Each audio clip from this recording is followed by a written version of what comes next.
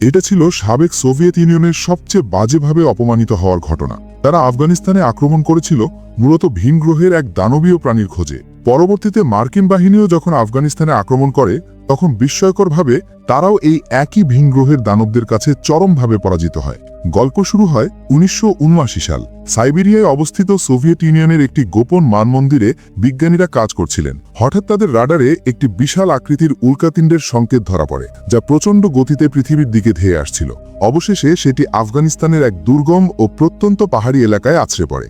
এই ঘটনার পরপরই সোভিয়েত সরকার বিষয়টি সম্পূর্ণ গোপন রেখে একটি বিশেষ স্পেশাল কমান্ডো টিম গঠন করে। তাদের মিশন ছিল যেভাবেই হোক আফগানিস্তানের সেই দুর্গম এলাকায় গিয়ে উল্কাপিণ্ডটি খুঁজে বের করা এবং সেটিকে নিজেদের দখলে নেওয়া। কিন্তু সেই স্পেশাল ফোর্সের সদস্যরা যখন ঘটনাস্থলে পৌঁছায়, তখন তারা আবিষ্কার করে যে এটি আসলে কোনো সাধারণ উল্কাপিণ্ড নয়, বরং এটি একটি বিশাল ভিন গ্রহের মহাকাশযান।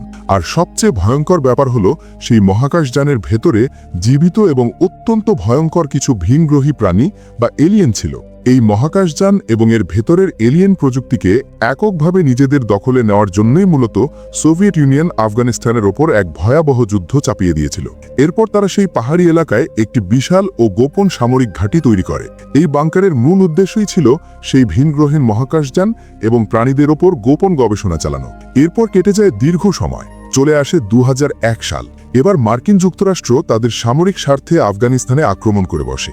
গল্পের মূল নায়িকা কেট সিনক্লেয়ার ছিলেন ব্রিটিশ রয়্যাল এয়ারফোর্সের একজন অত্যন্ত দক্ষ ফাইটার পাইলট। তাকে আফগানিস্তানে মোতায়েন করা হয়েছিল মূলত মার্কিন বাহিনীকে আকাশপথে সহায়তা করার জন্য এবং স্থানীয় বিদ্রোহীদের আস্তানা ধ্বংস করার জন্য।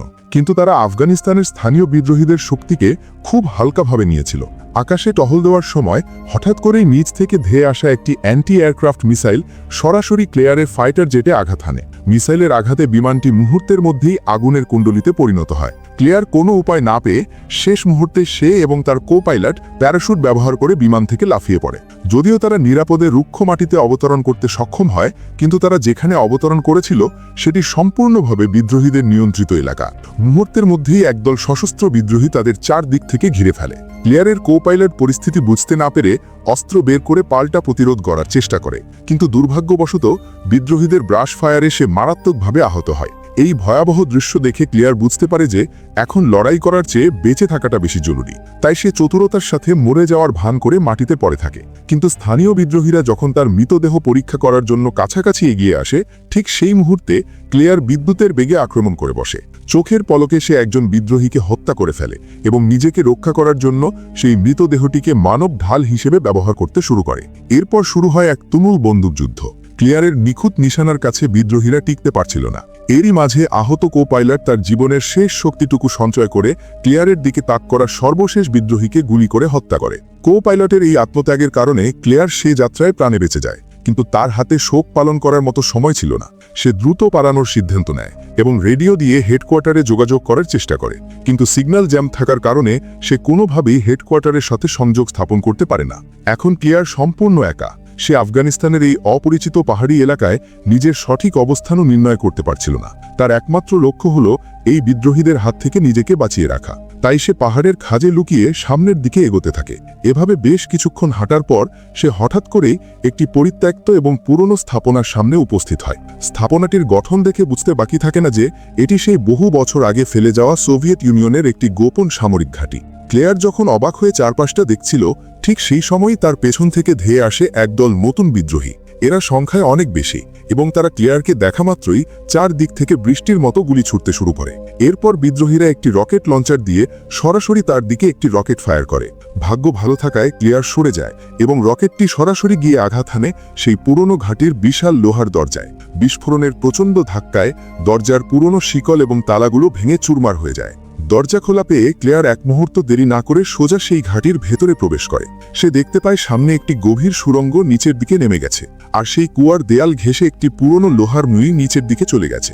বাইরে বিদ্রোহীদের ক্রমাগত গুলির শব্দ আর ভেতরে অজানা অন্ধকার। ক্লেয়ারের কাছে নিচে নামা ছাড়া আর কোনো বিকল্প পথ ছিল না। কুয়ার তলদেশে পৌঁছানোর পর ক্লেয়ার বুঝতে পারে যে এটি একটি সুবিশাল ভূগর্ভস্থ সামরিক ঘাঁটি। পুরো এলাকাটি ঘুটঘুটে অন্ধকারে ঢাকা। ক্লেয়ার তার কাছে থাকা একটি ছোট গ্লো স্টিক জ্বালিয়ে সেই আলোতে বাংকারের ভেতরে তল্লাশি শুরু করে, কিন্তু এরই মধ্যে সে ওপর থেকে পায়ের শব্দ শুনতে পায়। বিদ্রোহীরাও তাকে ধাওয়া করে এই সুড়ঙ্গের ভেতরে নেমে আসছে। ক্লিয়ার বুঝতে পারে তাকে আরও গভীরে যেতে হবে। সে যত গভীরে যাচ্ছিল পরিবেশটা তত বেশি রহস্যময় এবং ভীতিকর হয়ে উঠছিল। সে দেখতে পায় বাংকারের দেয়ালগুলোতে সারি সারি অসংখ্য পুরনো গ্যাস মাস্ক ঝুলানো রয়েছে। এই মাস্কগুলো দেখে তার মনে প্রশ্ন জাগে, এখানে এমন কি হয়েছিল? ঠিক সেই সময় তার চোখের সামনে ভেসে ওঠে একটি ভয়াবহ দৃশ্য। সে একটি চেয়ারের ওপর বসা অবস্থায় একটি সূক্ষ্ম কঙ্কালসার মৃতদেহ দেখতে পায়। মৃতদেহটির পোশাক দেখে বোঝা যাচ্ছিল যে সে এখানেরই কোনো বিজ্ঞানী ছিল। মৃতদেহটির সামনের টেবিলে একটি ডায়েরিতে রাশিয়ান ভাষায় লেখা ছিল, সত্য লুকিয়ে আছে ক্যামেরার ভেতরে। এই লেখাটি দেখে ক্লেয়ার খুব দ্রুত একটি পুরনো মাইক্রো ক্যামেরা খুঁজে পায়। সে বুঝতে পারে এই ক্যামেরার ভেতরে এমন কিছু তথ্য আছে যা অত্যন্ত গুরুত্বপূর্ণ। তাই সে ক্যামেরাটি নিজের পকেটে লুকিয়ে রাখে। এরপর ক্লেয়ার তার অনুসন্ধান চালিয়ে যায় এবং ঘাটির একটি বিশাল হল রুমে এসে পৌঁছায়। কিন্তু ততক্ষণে তাকে ধাওয়া করতে থাকা বিদ্রোহীরাও সেই হল রুমের খুব কাছাকাছি চলে আসে। ক্লেয়ার হাতের গ্লো স্টিকটি দূরে ছুঁড়ে ফেলে এবং চারপাশে ঘন অন্ধকারের মধ্যে লুকিয়ে পড়ে। বিদ্রোহীরা সংখ্যায় অনেক বেশি হওয়ায় তারা খুব সহজেই ঘাটির মেইন পাওয়ার সাপ্লাই বা বিদ্যুৎ সংযোগটি খুঁজে বের করে ফেলে। তারা সুইচ অন করতেই পুরো হল রুমটি উজ্জ্বল আলোতে ভরে যায়। আর সেই আলোতে হল রুমের ভেতরের দৃশ্য দেখে উপস্থিত সমস্ত বিদ্রোহীরা আতঙ্কে জমে যায়। তাদের চোখের সামনে সারি সারি বিশাল আকৃতির কাচের কন্টেনার রাখা রয়েছে, আর সেই কন্টেনারগুলোর ভেতরে বিশেষ এক ধরনের তরলের মধ্যে ডুবিয়ে রাখা হয়েছে অসংখ্য বিকট দর্শন এবং ভয়ঙ্কর কিছু দানব। অস্ত্র হাতে পাওয়ার পর ক্লেয়ার ফায়ার করতে শুরু করে। শুরু হয় এক ভয়াবহ বন্দুকযুদ্ধ। এই এলোপাতারি গোলাগুলির মধ্যে বিদ্রোহীদের ছোঁড়া বেশ কয়েকটি গুলি গিয়ে আঘাত করে সেই বিশাল কাঁচের কন্টেনারগুলোতে। কাঁচগুলো বিকট শব্দে ভেঙে চুরমার হয়ে যায় এবং ভেতরে তরল পদার্থের সাথে সাথে সেই ভয়ঙ্কর দানবগুলো মাটিতে ছিটকে পড়ে। কিন্তু ক্লেয়ার এবং বিদ্রোহীরা নিজেদের মধ্যকার লড়াইয়ে এতটাই ব্যস্ত ছিল যে তারা এই দানবগুলোর বাইরে বেরিয়ে আসার বিষয়টি খেয়াল করেনি। ক্লেয়ার জানত যে এতগুলো সশস্ত্র মানুষের সাথে সে বেশিক্ষণ টিকতে পারবে না। তাই যখন বিদ্রোহীরা তাদের বন্দুকের ম্যাগাজিন পরিবর্তন করছিল, ঠিক সেই কয়েক সেকেন্ডের সুযোগে ক্লেয়ার নিঃশব্দে ফ্লোরের একটি খোলা ম্যানহোল দিয়ে নিচের সুয়ারেজ লাইনে নেমে যায়। ক্লেয়ারকে খুঁজে না পেয়ে বিদ্রোহীরা সিদ্ধান্ত নেয় যে একজন সদস্যকে ওই হলরুমে পাহারায় রেখে বাকি সবাই সুয়ারেজ লাইনের ভেতর দিয়ে তাকে ধাওয়া করবে। বাকি বিদ্রোহীরা যখন চলে যায় তখন পাহারায় থাকা সেই বিদ্রোহী সদস্যটির নজর যায় মাটিতে পড়ে থাকা সেই দানবগণের দিকে। তার মনে অদ্ভুত এক কৌতূহল জাগে। সে একটি দানবের কাছাকাছি এগিয়ে গিয়ে একটি প্লাস্টিকের শীট দিয়ে দানবটির শরীর ঢেকে দেওয়ার চেষ্টা করে। এরপর সে যখন মুখ ঘুরিয়ে অন্যদিকে তাকাতে যায়, ঠিক তখনই ঘটে ভয়াবহ ঘটনা। যে দানবটিকে সে মৃত ভেবেছিল সেটি চোখের পলকে উঠে দাঁড়ায়। দানবটি তার বিশাল থাবা দিয়ে এত জোরে এই বিদ্রোহীর মাথায় আঘাত করে যে সে মুহূর্তের মধ্যেই ছিটকে ফ্লোরে পড়ে যায়। বিদ্রোহীর আর্তনাদ শুনে কাছাকাছি থাকা আরেকজন বিদ্রোহী ছুটে আসে, কিন্তু হলরুমে প্রবেশ করে সে যা দেখতে পায় তাতে তার রক্ত হিম হয়ে যায়। সে দেখে দানবটি তার সঙ্গীর মৃতদেহ ছিঁড়ে খাচ্ছে। এই দৃশ্য দেখে ওই বিদ্রোহী এতটাই আতঙ্কিত হয়ে পড়ে যে সে নিঃশব্দে সেখান থেকে পেছনের দিকে হেঁটে পালিয়ে যায়। অন্যদিকে ক্লেয়ার সুয়ারেজ লাইন ধরে এগোতে এগোতে ঘাটির বাইরের একটি এক্সিট খুঁজে পায়। সে যখনই বাইরে পা রাখতে যাবে ঠিক তখনই সেখানে লুকিয়ে থাকা একদল বিদ্রোহী তাকে দেখে ফেলে। কিন্তু এবার ক্লেয়ার পুরোপুরি প্রস্তুত ছিল। সে তার ব্যাগে থাকা একটি হোয়াইট ফসফরাস গ্রেনেড সরাসরি তাদের দিকে ছুড়ে মারে। চোখের পলকে বেশ কয়েকজন বিদ্রোহী পুড়ে ছাই হয়ে যায়। এরপর ক্লেয়ার বাকি বিদ্রোহীদের সাথে এক মরণপণ যুদ্ধে লিপ্ত হয়। সে একের পর এক নিখুঁত নিশানায় বিদ্রোহীদের শেষ করতে থাকে। যখন সে প্রায় ঘাটের সীমানা পার হয়ে যাবে ঠিক তখন একজন আহত বিদ্রোহী মাটি থেকে তার পায়ের গোড়ালি শক্ত করে চেপে ধরে। ক্লেয়ার যখন প্রায় হাল ছেড়ে দিয়ে মাটিতে পড়ে যাচ্ছিল ঠিক তখনই অন্ধকারের ভেতর থেকে একটি বিশাল দানবীয় থাবা বেরিয়ে আসে। দানবটি ক্লেয়ারকে নয় বরং তার পা ধরে রাখা সেই বিদ্রোহীকে শূন্যে তুলে অন্ধকারে টেনে নিয়ে যায়। এই সুযোগে ক্লেয়ার তার সর্বশক্তি দিয়ে দৌড়াতে শুরু করে। সে যখন ঘাটির নীল ফটকের একটু ফাঁকা অংশ দিয়ে বাইরে বের হওয়ার চেষ্টা করছিল তখন সে বুঝতে পারে যে একটি দানব তাকে লক্ষ্য করে তীব্র গতিতে ছুটে আসছে। কিন্তু দরজার ফাঁকটি এতটাই সরু ছিল যে দানবটির বিশাল শরীর সেখানে আটকে যায়। এই মহামূল্যবান কয়েক সেকেন্ডকে কাজে লাগিয়ে ক্লেয়ার সরাসরি দানবটির মুখে কয়েক রাউন্ড গুলি করে।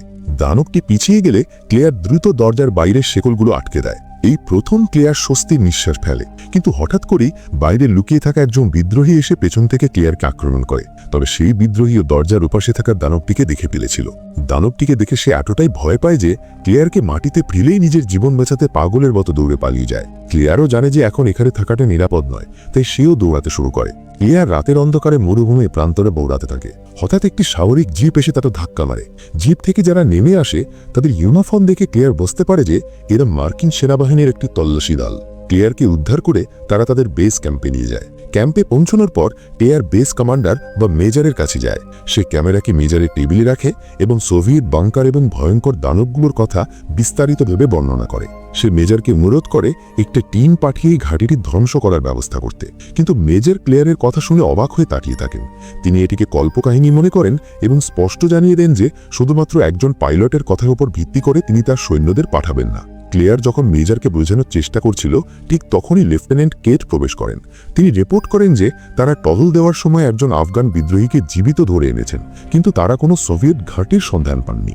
এই কথা শুনে মেজর আরও নিশ্চিত হন যে ক্লেয়ার হ্যালুসিনেশনে ভুগছেন। ক্লেয়ার মেজরের অবজ্ঞাপূর্ণ আচরণে বিরক্ত হয়ে বাইরে বেরিয়ে আসেন। কেট তাকে বোঝানোর চেষ্টা করেন যে মেজর আগে সাহসী ছিলেন, কিন্তু একবার তার ভুল সিদ্ধান্তে একটি পুরো ব্যাটালিয়ন ধ্বংস হয়ে গিয়েছিল। এরপর থেকে তিনি কোনো ঝুঁকি নিতে চান না। ক্লেয়ার মেডিকেল রুমে যায় এবং সেখানে সেই বন্দি আফগান বিদ্রোহীকে দেখতে পায়। কেট সেখানে এসে জানান যে তারা স্যাটেলাইট ইমেজে কোনো বাংকার দেখতে পাননি। তখন ক্লেয়ার একটি কাগজে সেই রাশিয়ান বাক্যটি লেখে যা সে বাংকারের দরজায় দেখেছিল। কাগজটি দেখে হঠাৎ সেই আফগান বিদ্রোহী ইংরেজিতে বলে, এর অর্থ হলো কখনো খুলবে না। এই কথা শুনে সবাই চমকে ওঠে। কেট যুক্তি দেখান যে 30 বছর ধরে মাটির নিচে কোনো প্রাণী বেঁচে থাকতে পারে না, কিন্তু তারা কেউই জানত না যে ঠিক সেই মুহূর্তে বাংকারে থাকা সমস্ত দানব একে একে ঘুম থেকে জেগে উঠছে। এদিকে মেজর যখন ক্লেয়ারের রিপোর্টটি হেডকোয়ার্টারে পাঠান, তখন হেডকোয়ার্টার তাকে অবাক করে জানায় যে ক্লেয়ারের কথা সত্য। তারা মেজরকে নির্দেশ দেয় ক্যামেরা এবং এর ডেটা সুরক্ষিত রাখতে, কারণ সকালে একটি দল এসে সেগুলো নিয়ে যাবে।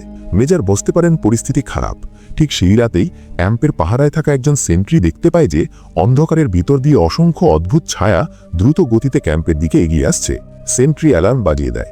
মুহূর্তের মধ্যে ক্যাম্পের সৈন্যরা তাদের পজিশন নিয়ে দেখে যে তারা দানবদের দ্বারা অবরুদ্ধ। দানবরা সরাসরি ক্যাম্পের ওপর ঝাঁপিয়ে পড়ে। মার্কিন সৈন্যরা ভারী অস্ত্র দিয়ে প্রতিরোধ গড়তে চেষ্টা করে, কিন্তু এই দানবদের চামড়া বুলেটের চেয়েও শক্ত ছিল। দানবরা ক্যাম্পের সীমানা ভেঙে ভেতরে প্রবেশ করে এবং সৈন্যদের ছিন্ন ভিন্ন করতে শুরু করে। একটি দানব মেজরের তাঁবুতে প্রবেশ করে, কিন্তু মেজর খুব কাছ থেকে গুলি করে সেটিকে মেরে ফেলেন। অন্যদিকে ক্লেয়ারের তাঁবুতেও একটি দানব ঢুকে তাকে পেঁচিয়ে ধরে। দানবটির চোখ থেকে অদ্ভুত সুর বেরিয়ে ক্লেয়ারকে আক্রমণ করতে যায়। ঠিক সেই মুহূর্তে বন্দি আফগান তরুণ একটি ধারালো অস্ত্র নিয়ে সেখানে উপস্থিত হয় এবং দানবটির সুর কেটে ফেলে তাকে হত্যা করে। তরুণটি ক্লেয়ারের হাতে একটি পিস্তল তুলে দেয় এবং তারা দুজন মিলে বাইরে বেরিয়ে আসে। বাইরের দৃশ্য ছিল নরকের মতো। কেট এবং কয়েকজন বেঁচে থাকা সৈন্য ক্যাম্পের অস্ত্রাগারের সামনে প্রতিরোধ দুর্গ গড়ে তোলে। তারা মেজরকে উদ্ধার করে সেখানে নিয়ে আসে। আরও দানব তাদের আক্রমণ করলে ক্লেয়ার একটি কুঠার হাতে তুলে নিয়ে চরম আক্রোশে একটি দানবের মাথা দ্বিখণ্ডিত করে ফেলে। এরপর সবাই মিলে সুরক্ষিত অস্ত্রাগারের ভেতর ঢুকে দরজা বন্ধ করে দেয়। ভেতরে এসে সবাই যখন হতাশ, তখন সেই আফগান তরুণ জানায় যে 30 বছর আগে সোভিয়েতরা চলে যাওয়ার সময় গ্রামের মানুষ গুম হতে শুরু করে। তার বাবাও হারিয়ে যান। সে বিশ্বাস করে যে এই দানবরাই তার বাবাকে হত্যা করেছে। এই কথা শুনে সবাই তরুণটিকে নিজেদের একজন বলে মেনে নেয়। পরদিন সকালে তারা বাইরে বেরিয়ে দেখে পুরো ক্যাম্প ফাঁকা। মৃত দানব বা সাথীদের মৃতদেহ কিছুই নেই। তারা একটি দানবের মৃতদেহের অংশ খুঁজে পায়। ক্যাম্পের ডাক্তার জানান যে এই দানবদের ত্বক ইস্পাতের মতো শক্ত হলেও এরা সূর্যের অতিবেগুনি রশ্মি বা আল্ট্রাভায়োলেট লাইট সহ্য করতে পারে না, তাই এরা দিনের বেলায় মাটির নিচে লুকিয়ে থাকে।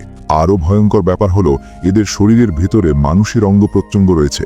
মেজর হেডকোয়ার্টারের গোপন তথ্য সবার সামনে ফাঁস করে দেন। তিনি জানান বাংকারে সোভিয়েতরা এলিয়েন ডিএনএর সাথে মানুষের ডিএনএ মিশিয়ে বায়োলজিক্যাল ওয়েপন তৈরি করত। এই দানবরা অত্যন্ত বুদ্ধিমান এবং মানুষকে সংক্রমিত করে নিজেদের মতো দানবে পরিণত করতে পারে। মেজর আরও জানান যে কাল রাতের আক্রমণটি ছিল কেবল শক্তির পরীক্ষা। আজ রাতে তারা চূড়ান্ত আক্রমণ করবে। হঠাৎ সেই মৃতপ্রায় দানবটি আবার বেঁচে ওঠে এবং মেজরকে ধরে ফেলে। মেজর বুঝতে পারেন যে তাকে সংক্রমিত করা হয়েছে এবং তিনিও দানবে পরিণত হবেন। তাই তিনি একটি গ্রেনেড দিয়ে দানবটির সাথে নিজেকে উড়িয়ে দেন। মেজরের এই আত্মত্যাগ সবাইকে নাড়া যায়। তারা সিদ্ধান্ত নেয় যে তারা পালাবে না, বরং বাংকারে ফিরে গিয়ে দানবদের চিরতরে শেষ করে দেবে। ক্লেয়ার, কেট, আফগান তরুণ এবং বাকিরা প্রচুর বিস্ফোরক নিয়ে আবার বাংকারের দিকে রওনা হয়। তারা যখন দড়ি বেয়ে নিচে নামছিল, তখন রেডিওতে মেসেজ আসে যে আর মাত্র 20 মিনিট পর পুরো বাংকার এলাকাটি মার্কিন এয়ারফোর্সের বাংকার বাস্টার মিসাইল দিয়ে ধ্বংস করে দেওয়া হবে। নিচে নামার পর তারা দেখতে পায় দানবদের একটি বিশাল রানী একটি টিউবের মধ্যে রয়েছে। আফগান তরুণটি দেখতে পায় যে একটি দানবের হাতে তার বাবার ঘড়িটি বাঁধা। সে বুঝতে পারে যে এই দানবটি তার রূপান্তরিত বাবা। চারদিক থেকে দানবরা তাদের ঘিরে ফেললে তরুণটি 2টি গ্রেনেড হাতে নিয়ে দানবদের মাঝখানে ঝাঁপিয়ে পড়ে এবং নিজেকে উড়িয়ে দেয়। তার এই আত্মত্যাগের সুযোগে ক্লেয়ার এবং কেট বিস্ফোরকগুলো প্ল্যান্ট করে। সময় প্রায় শেষ। ক্লেয়ার এবং কেট দানবদের সাথে তুমুল যুদ্ধ করতে করতে দড়ি ধরে ওপরে ওঠার চেষ্টা করে। ঠিক সেই মুহূর্তে ওপরের এক্সিটে বেশ কিছু বিদ্রোহী এসে দড়ি কেটে দেওয়ার চেষ্টা করে। ক্লেয়ার এবং কেট এক হাতে দড়ি ধরে অন্য হাতে গুলি চালিয়ে বিদ্রোহীদের শেষ করে দেয়। তারা ওপরে উঠে একটি জিপ নিয়ে পালাতে শুরু করে। বাংকারের সীমানা পার হওয়ার কয়েক সেকেন্ডের মধ্যেই আকাশ থেকে একটি বিশাল মিসাইল এসে সরাসরি বাংকারে আঘাত হানে। পুরো এলাকাটি একটি প্রচণ্ড বিস্ফোরণে কেঁপে ওঠে। মাটির নিচের সেই ভয়ঙ্কর আস্তানাটি ধ্বংস হয়ে যায়। কিন্তু ক্লেয়ার তার পকেট থেকে সেই রাশিয়ান মাইক্রো ক্যামেরাটি বের করে। এর মানে হলো সোভিয়েতদের সেই গবেষণার ব্লুপ্রিন্ট এখন মার্কিনীদের হাতে। আর এখানেই গল্পটির সমাপ্তি ঘটে। বন্ধুরা, এতক্ষণ আপনারা শুনছিলেন 2022 সালে মুক্তি পাওয়া ব্রিটিশ ডিরেক্টর নীল মার্শালের বিখ্যাত সায়েন্স ফিকশন এবং হরর মুভি দ্য লেয়ারের গল্প।